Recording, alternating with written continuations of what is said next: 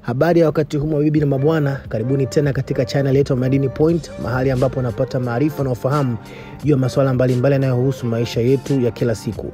Na leo tutazungumzia mada inayosema Common Interview Questions, Answers and Aim. Common Interview Questions, Answers and Aim, ambao kwa Kiswahili cha haraka haraka tunaweza tukasema tu maswali ya kawaida yanayoulizwa katika interview, majibu yake na malengo au lengo ya maswali hayo.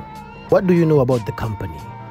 Hili pia ni swali ambalo interviewers wengi wanauliza interviewees kwamba umejua nini kuhusu kampuni ambayo tumekuita kwa ajili ya kufanya interview au kampuni ambayo umeombea kazi.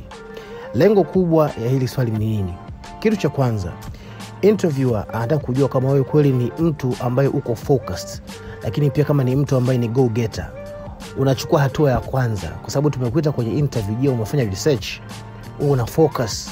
Lakini pia anajaribu kuangalia jinsi gani uko seriousness yako na consciousness yako of the job.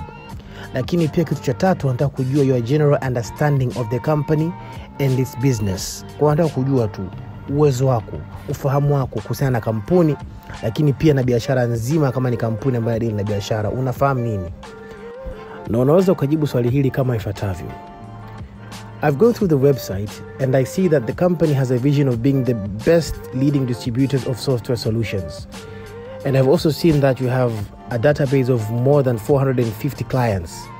But also for the year of 2022 alone, I can see that you have signed 6 deals with very big clients. But also I see you have given back to the community by giving out charity. Na mambo mengine mengi. Unaendelea kusifia kampuni kupitia zile activities ambazo umeziona katika website.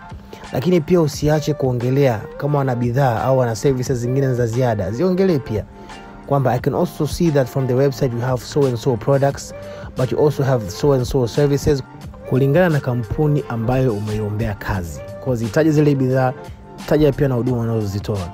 Hapo hakika wataona kwamba huyu mtu kweli amefanya research yake na anaielewa kampuni ambayo ameiombea kazi.